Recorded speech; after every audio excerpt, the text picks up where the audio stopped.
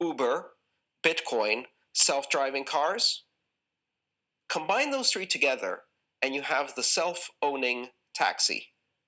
A car that is a corporation that owns itself, pays for the car lease, the car insurance, and the gasoline from the revenues it makes, giving passengers a ride, and there's not a single human involved in that matter. We have an incredible group of people on stage.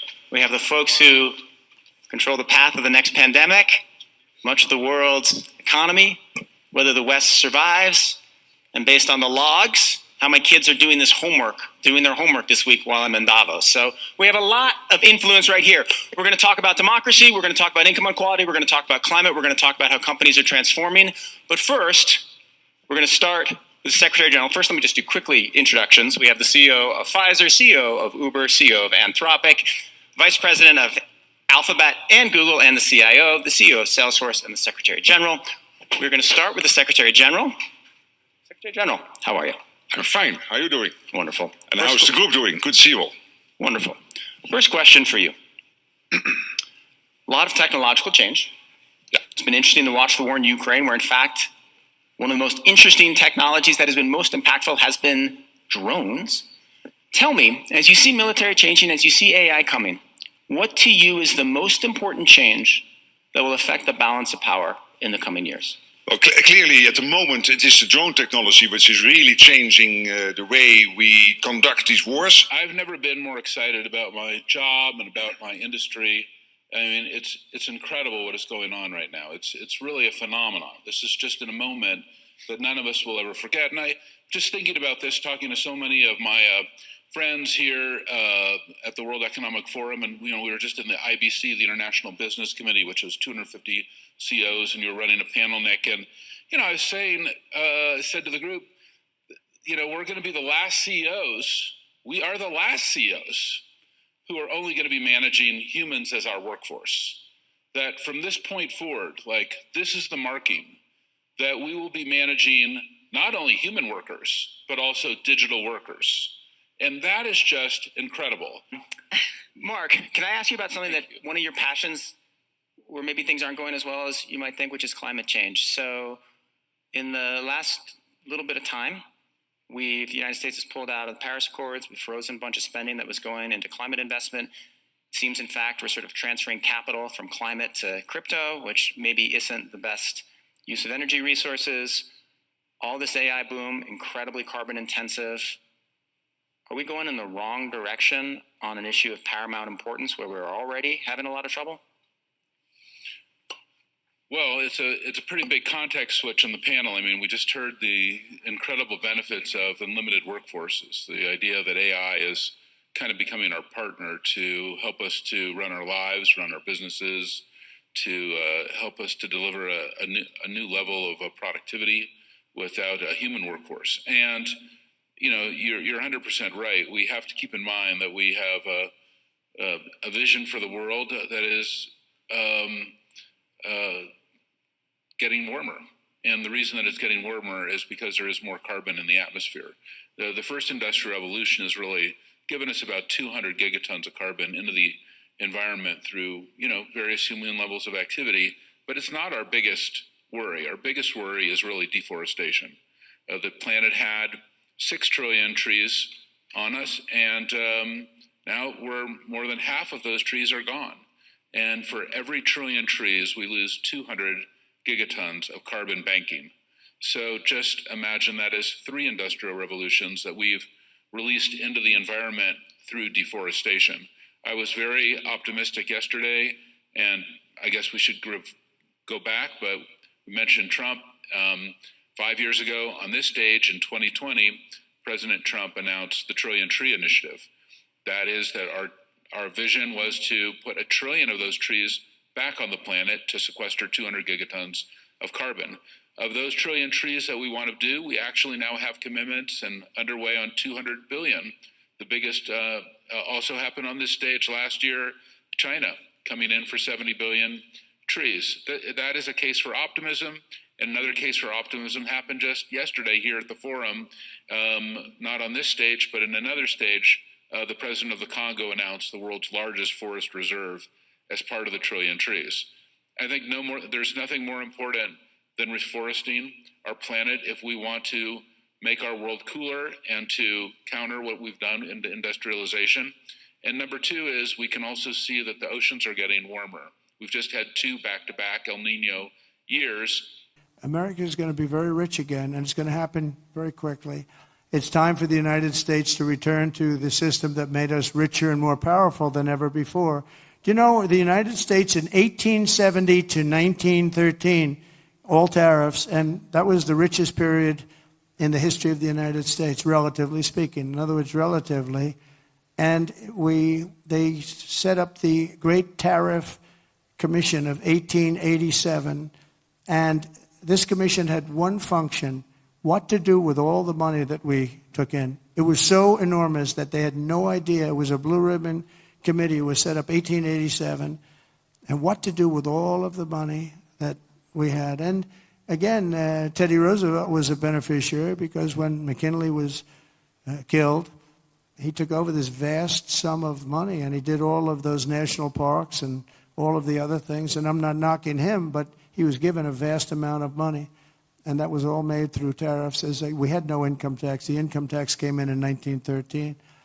As I said in my speech last week, instead of taxing our citizens to enrich foreign nations, we should be tariffing and taxing foreign nations to enrich our citizens. Does that make sense, right? I imposed a federal hiring freeze, a federal regulation freeze, a foreign aid freeze. A foreign aid freeze, isn't that nice? We get tired of giving massive amounts of money to countries that hate us, don't we? And I created the new Department of Government Efficiency, and I think it's going to be very meaningful. Welcome to the Crypto Teacher. And you know I come back with that video just to make you think. Don't forget to like and subscribe to the channel. And make sure you're joining the Patrons. If you're not a part of the Patrons, make sure you're hitting the Cash App. And also, guys, make sure you go like and follow the TikTok. More videos to come. And teamwork makes the dream work. This Davos video was sent to me. And we know Davos are the world planners. And the sheep have no clue. You got somebody planning out your whole life, and you have no clue. Guys, you can't make this stuff up. And the fourth industrial revolution, where the robots, algorithms, and drones take the economy over. Drones in the military, of course, guys, and then what do? They bring it to the masses. And technology always get tested in the military and then brought to the people. Remember, the Crypto Teacher told you. And we have Benioff of Salesforce says that they are the last CEOs that are just going to manage humans. And we know that is a fact. You guys know on the Crypto Teacher, I don't talk about conspiracy theories. I give it to you from the horse's mouth. I give you the truth, nothing but the truth. Yes, the truth hurts, but it sets you free. Guys, the truth hurts everybody, but it's definitely going to set you free. And remember, because I bring you the truth, you hate me. But don't forget, I'm just a watchman on the wall. And remember, the Crypto Teacher told you. And he says AI running businesses without the human workforce. And we know with these machines are going to speed up productivity. And we know what everybody says. If nobody's working, who's going to buy the goods? Guys, they could care less about the money. They can care less who buys the goods. It's all about power. They own everything. They have all the money. And they're going to send you in a metaverse where absolutely nothing is real. And remember, the Crypto Teacher told you. And now they want to add trees. After destroying all the forests, burn everything down, now they're talking about adding trees. This is unbelievable. You can't make this stuff up. And we had Trump again today speaking about tariffs. And remember, when he's speaking, he's talking to the corporation. When all these machines start taking over these jobs, that means there's going to be less people paying taxes. They have to get it from somewhere. And that's where the tariff talk comes in at. And then he also talks about Deutsche and cutting foreign spending. But we know who they're definitely not going to cut. And remember, the crypto teacher told you. But Doge is definitely going to be cutting the spending because we no longer have that unlimited check. Trump's job is to devalue the dollar, bring us to a level playing field, plus cut all this debt because they're going to need a whole lot of liquidity. It's going to be real-time settlement. The fractional reserve lending is out the window. I know it's unbelievable, but when you think about blockchain and tokenization, smart contracts, 3D printing, like I stated, your life is going to be a video game. And all over the news today, guys, was Deepseek. And we know when it comes to negative news, it drives adoption. And of course, Deepseek was one of the #1 apps that has been downloaded. But we know the banks are the master magicians. Anytime the market tanks, they're going to have you looking somewhere else so they can run the money in the back door. Because we know the banks are the biggest what? I'll let you finish that. And we have delinquencies for the poor and middle class are rising. And it's only going to get worse because we know that layoffs are going to start picking up. So again, the average working person is going to take a hit, but these corporations have that fixed. And of course, that's the machines. And remember, the crypto teacher told you because he knows when it comes to the NWO, it's all planned out. You have a wonderful day. Eunice, and maybe shed some light on the theory that this is some kind of psychological operation. Well, a lot of people here are feeling very good about this company now. The state media has been describing this as a major win for China, not only on a technological front, but also over Washington. The state. One of the credit scoring companies, Vantage Score, Silvio Tavares. Silvio, thanks for joining me. It's a pleasure to be with you, Sharon. Tell me a little bit about your latest report. It showed that delinquencies across the board, whether we're talking about credit cards or auto loans, are actually at near the highest levels we've seen in about 5 years. What's driving the delinquencies? Overall, I would describe the overall health of the consumer as both credit healthy, but also credit cautious. That delinquency number you just highlighted is very, very important. Delinquencies have increased substantially over the last year, and they've plateaued for lower income consumers. But for higher income consumers, we're seeing a different behavior where the delinquencies keep increasing. Going to a different economy, and we're going to be learning more about that as we go. But clearly, we're learning that things can be done from remote locations. We're learning that technology can replace people even more than we thought. We're not going back to the same economy. We're recovering, but to a different economy, and it'll be one that is more leveraged to technology. And I worry that that is going to make it even more difficult than it was for many workers. In Silicon Valley, and my friends who work in technology know that what we did to the manufacturing workers, we are now going to do to the retail workers, the call center workers, the fast food workers, the truck drivers, and then even bookkeepers, accountants, insurance agents, lawyers, and on through the economy. So what happened to the manufacturing workers is a very clear sign. And so we'll import Chinese-based CBDC technology. So it's going to be CBDC in a box, provided to you by the People's Bank of China. But every stock, every bond, every currency, every commodity, every piece of art, every private business, every piece of real estate will eventually be a token on a blockchain, an entry on a ledger, permanent and immutable. We will have truth instead of trust, and we will save over $7 trillion a year. 6 to 8% of global GDP is wasted by the friction of the trust industry that's necessary when you have dual entry accounting. With triple entry accounting, which is what a blockchain is, we get rid of all of that friction. It's a beautiful future. Like what you see in China and their social credit scoring systems, right? If we get identity wrong, it could be a tool to enslave humanity. And if we get it right, it could be a tool to liberate humanity. And as an American, I'm obviously rooting for the one that's on the side of freedom. Bitcoin is an international asset. And also, I do believe the role of crypto is, it's digitizing gold. I actually believe this technology is going to be very important. look at it. We have been part of a huge revolution in investing through ETFs. We believe that ETFs will be changing the whole way we invest. Many people still use it as a means, people are investing it for indexing. No, the majority of people who are putting money in in ETFs are active investors that are buying exposure. The entire bond market is being transformed as we talk right now. I believe the next generation for markets, the next generation for securities will be tokenization of securities.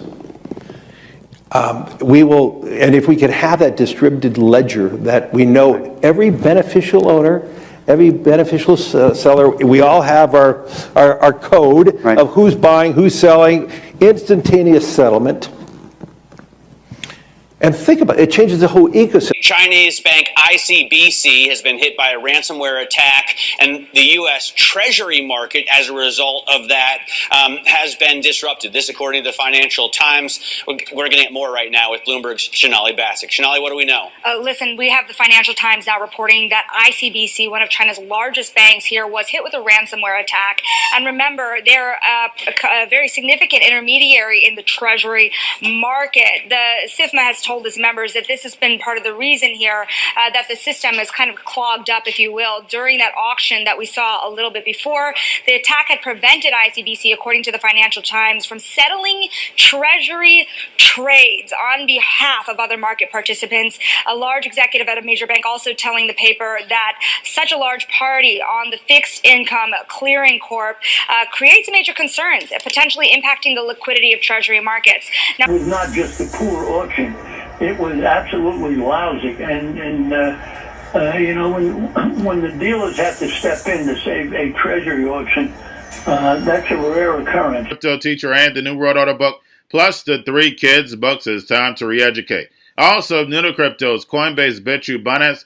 Do not forget book links and crypto links are in the description. The stock channel, guys. Don't forget to go like, subscribe, spread everywhere. You have your Kobo, your chip stocks, your banking, your gaming, while everybody's sitting at home, get on stocks, the Seaver, the biotech stocks, and while everybody's at home wishing they were still getting that free money, what are they doing? Drinking and smoking weed. Don't forget about those stocks, and you have a wonderful day. The most powerful person in the world is the storyteller. The storyteller sets the vision, values, and agenda of an entire generation to come. Steve Jobs. And guys, you know I truly believe in this. When you look at the New World Order, they're the storytellers. And that's the reason why I wrote my New World Order book. But guys, now it's time to change the current generation. And I wrote 3 kids books. You know, I love the Trinity because I understand the power that's in it. So I have 3 books. We have an opportunity to change the generation, to educate, not just me, but I want to show you that I take action on a daily basis. And I want you to take action on a daily basis.